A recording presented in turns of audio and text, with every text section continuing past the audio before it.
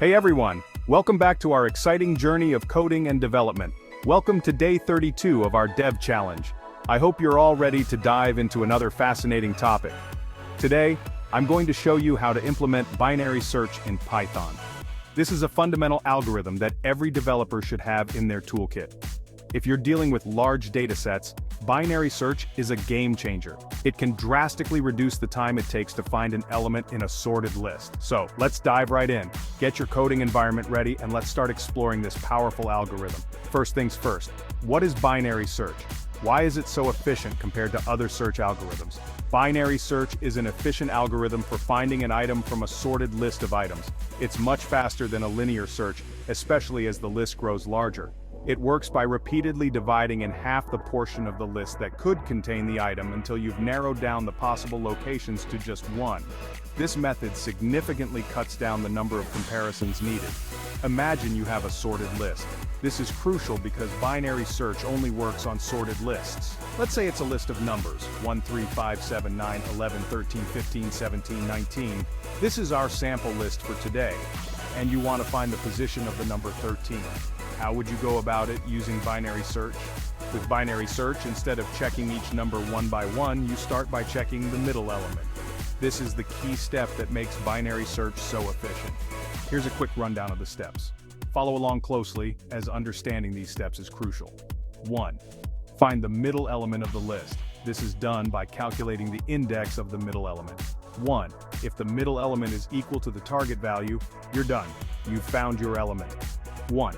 If the target value is less than the middle element, repeat the search on the left subarray.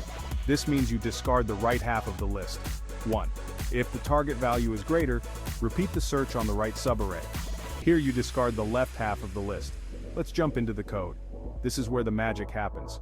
Open up your Python editor, and let's write a function called binary_search. This function will encapsulate the logic we just discussed. Python def binary search, AR, target. Let's break down this code.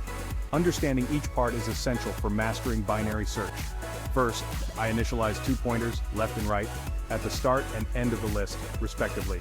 These pointers help us keep track of the current subarray we are searching in. Inside the while loop, I calculate the middle index and check if the middle element is equal to the target. This is the core of the binary search algorithm. If they match, I return the index. This means we've found our target element. If the middle element is less than the target, I move the left pointer to mid plus 1. This effectively discards the left half of the current subarray.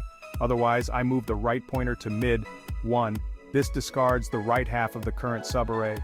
If the target is not found, the function returns -1. This indicates that the element is not present in the list.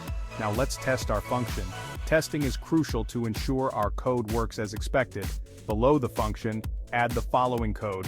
This will help us verify if our binary search function is working correctly. Python if R =, 1, 3, 5, 7, 9, 11, 13, 15, 17, 19, target =, 13, result =, binary search R target. Run the script and you should see the output, element found at index 6, and that's it. You've successfully implemented binary search. You've just implemented binary search in Python. Congratulations!